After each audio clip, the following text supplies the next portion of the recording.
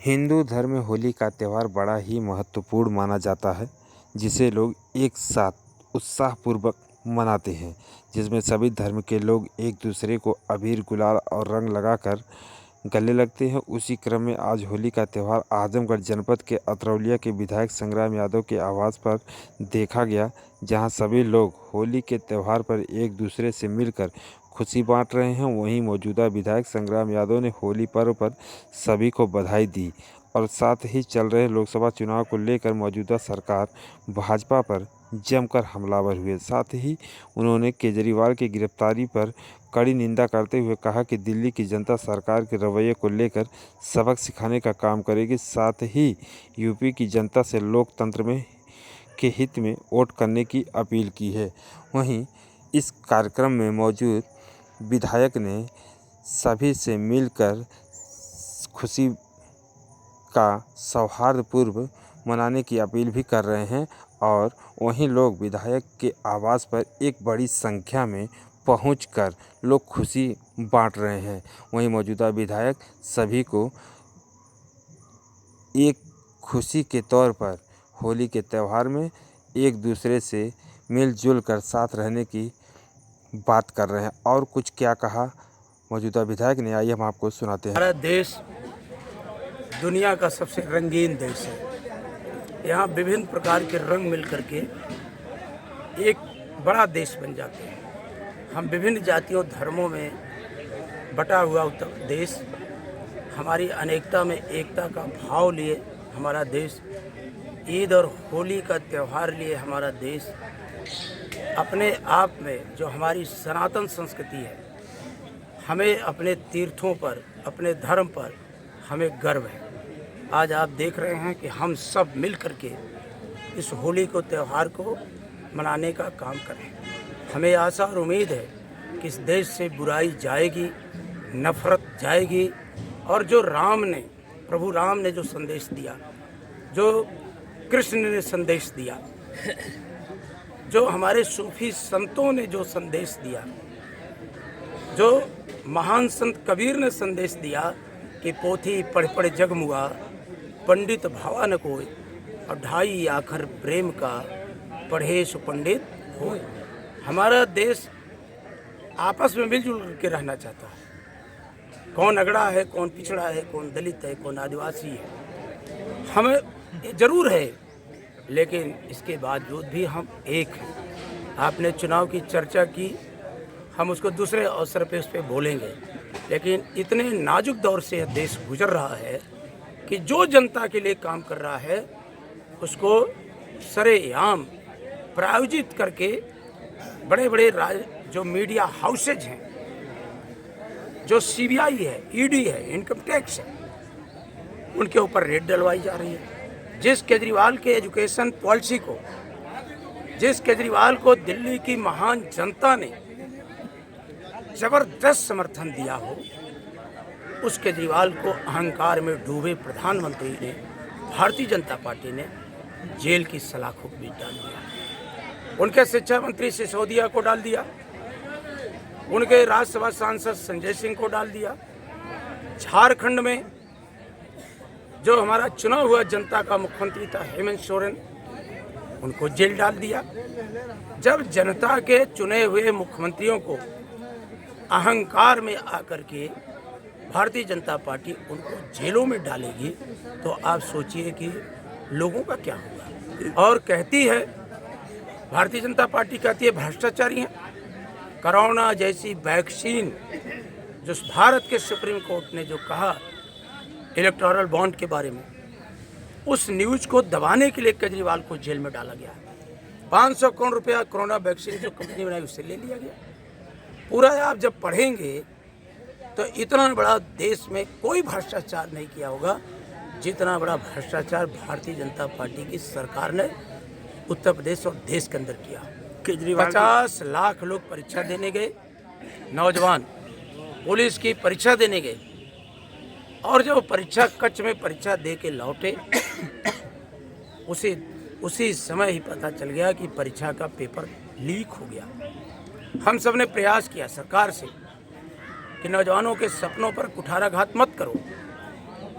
आखिर जो paper leak किया गया उसको कह रहे हैं कि वो पकड़ा गया है, तो पकड़ा गया है तो हमने क्यों नहीं उसके घर को बुलडोजर चलाया गया। साधारण घटनाओं पे आप बुलडोजर चलाते हो, और जिसने 50 लाख नौजवानों के सपनों का कत्ल किया हो, आखिर उस पर बुलडोजर कब चलेगा। आज सारी नौकरियां आउटसोर्सिंग के द्वारा कर दे रहे हो। गुजरात की सारी कंपनी उत्तर प्रदेश जैसे विशाल राज्य पे सारे कारोबार पर कब्जा कर रही है, तो उत्तर प्रदेश का नौजवान कहाँ जाएगा, देश का नौजवान कहाँ जाएगा। अडानी और अंबानी की संपत्ति बढ़ती जा रही है, और आम आदमी आज अपने खुशी से होली का त्यौहार भी नहीं मना पा रहा है। आप कहते हो कि हम चंद्रयान पे चले गए, हम विकसित भारत हैं।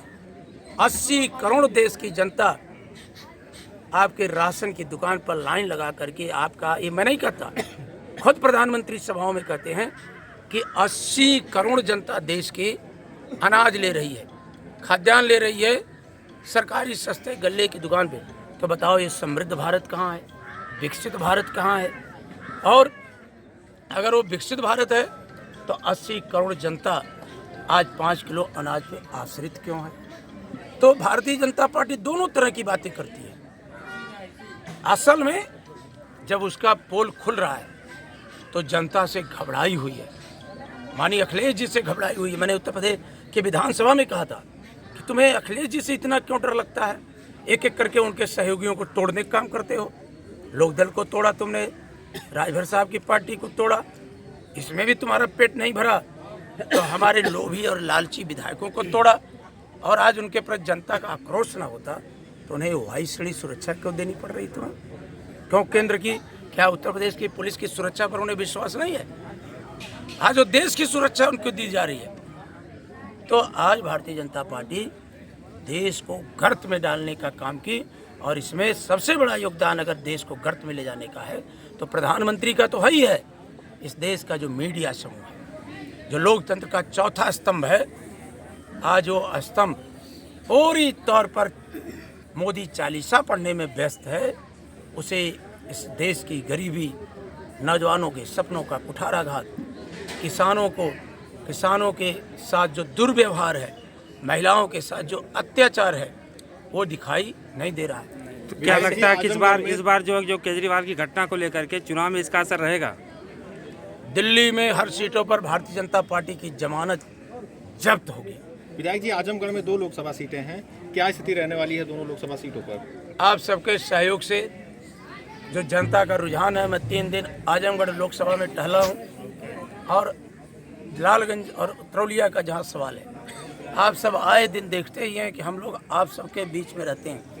जिस तरह से नौजवान आज होली में आया, हमारे आवास पे आया, और उसके मन में कुंठा है, नौजवान आर पार की लड़ाई लड़ने के मूड में है। मुझे आशा और उम्मीद है कि नौजवान भारत को मजबूत करने के लिए, अपने माँ बाप के सपनों को पूरा करने के लिए, इनके भ्रष्टाचार का जो ये लंका बनाए हैं, उस लंका को ध्वस्त करने के लिए नौजवान बढ़ चढ़ करके आगे आएगा, और बाबा साहब के बनाए हुए संविधान को अपने हाथों में ले लेकर के चलेंगे।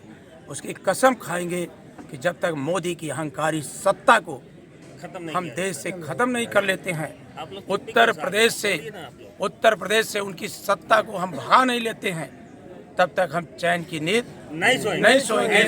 ये अकेली लड़ाई संग्राम यादव की नहीं है, ये अकेली लड़ाई माननीय अखिलेश यादव की नहीं है। ये लड़ाई एक जन आंदोलन का रूप ले ली है। अगड़े पिछड़े दलित किसी जाति धर्मों के हम लोग हों, सबको लगता है कि उनके सपनों का कत्ल हो रहा है, उनके साथ अन्याय हो रहा है। देश का प्रधानमंत्री इतना अपने डरा महसूस कर रहा है कि एक कमज़ोर और मरा लोकतंत्र देश को थोपना चाहता है। ऐसे अहंकारी राजा का अंत होगा, और हम सब विविध रंगों में फैले हुए लोग, भले आप देखें कोई नीला रंग लगाया है, कोई हरा, कोई लाल, कोई पीला, यही तो भारत की खूबसूरती है। यही रंग मिल करके इंद्रधनुषी रंग हो जाता है, और इसी इंद्रधनुषी रंग को हम बरकरार रखेंगे, और देश को जो ये गर्त में ले जाने का प्रयास कर रहे हैं, हम उनके पंजे को मजबूती के साथ पकड़ करके सब शहीदों के सपनों का भारत बनाएंगे, राष्ट्रपिता महात्मा गांधी के सपनों का भारत बनाएंगे। बसपा के विधायक जी उनको भारतीय जनता पार्टी के पूरी तौर पर चुंगल में फंस चुकी है। जिस पार्टी को मानवर काशीराम साहब ने साइकिल चला करके गांव-गांव जिस आंदोलन को पहुंचाने का काम किया था, एक बहुत बड़ी तादाद आज गांव में उनके समर्थकों की बस्ती है। पहले उनसे अन्य वर्गों को अलग किया गया, करते करते करते करते उनकी पार्टी को दीमक की तरह लोग चाट गए। जो सच का आईना दिखाना चाहता था उसको उन्होंने अपने समर्पित पार्टी के नेताओं को एक एक करके बाहर करने का रास्ता किया। आज बहुजन समाज पार्टी जैसी मजबूत पार्टी जो रही हो, आज वो इतना जनता में उसको लेकर के इतना निराशा है, उनके समुदाय के लोगों के अंदर कुंठा है कि जो बाबा साहब के सपनों को लेकर के मानवर साहब ने आम जनता को जगाने का काम किया था, उसको ले जा कर के बहन माया होती थी आरएसएस के दरवाजे पर ले जा कर के उनके कोठरी में ले जा कर के उस विचारधारा को सौंपने का काम किए हैं। आज वो इतने बड़े जंग में अगल बगल आप नज़र उठा कर के देखेंगे तो कहीं भी वो लड़ाई में दिखाई नहीं देती है। इसलिए हम उनसे खासकर जो मिशन में काम किए हैं, जो उनके लोगों से हम कहना चाहते हैं कि जो माननीय अखिलेश यादव ने पीडीए की बात किया है, हम उस पीडीए पर खरा उतरेंगे। और आप जानते हैं कि मैं उत्तर प्रदेश की विधानसभा में भी पीडीए की वकालत करता हूं, जनता की अदालत में भी पीडीए की वकालत करता हूं। और मुझे बहुत खुशी है कि हमारी समाजवादी पार्टी और उसके नेता माननीय अखिलेश यादव ने बड़ी मजबूती के साथ पीडीए की बात किया है। और आशा और उम्मीद है कि एक बार जनता उन पर विश्वास करे, माननीय अखिलेश जी पर, और सारे लोग मिलजुल करके विधायक जी, पिछली बार आपका गठबंधन था बसपा के साथ, लेकिन इस बार ऐसा गठबंधन नहीं हो सका, क्या कारण रहा इसका? भारतीय जनता पार्टी के वो दबाव में जो भारतीय जनता पार्टी कहती है, और जैसे जब सारे नेता चुनाव के मैदान में उतर चुके हैं, 6-7 महीने से उतर चुके हैं, ऐसे वक्त पर भी बहन जी कहीं एक भी सभा में या किसी से मिलने का काम नहीं कर रहे। विधायक जी, आज होली का त्योहार है और यहाँ के युवाओं के लिए क्या कहना चाहेंगे? आप कहिए। युवाओं से कहेंगे कि वो नेताओं के इंतजार में ना रहे, वो खुद मनन करे कि उनके सपनों का कत्ल कौन कर रहा है, उनके परीक्षा के पेपर को आउट कौन करा रहा है, उनकी नौकरियों को आउटसोर्सिंग पे ले जा करके पूंजीपतियों और सामंती ताकतों के तिजोरी में डालने का, कैद करने का काम कर रहा है। अगर वो युवा है, अगर वो जिंदा इंसान है, तो जिंदा हो तो जिंदा नजर आना जरूरी है। तो अगर वो जिंदा है, नौजवान अगर अपने आप को महसूस करता है कि वो नौजवान है, तो उसे दिखना चाहिए कि वो जवान है। हमारे नेता माननीय मुलायम सिंह कहते थे कि नौजवान वो है कि जो बहस खड़ी करे, जो तर्क और वितर्क करे। नौजवान वो नहीं है कि जो किसी के बहकावे में आकर के विधायक जी, पूरे उत्तर प्रदेश में इस बार कितनी सीटें आने की उम्मीद है?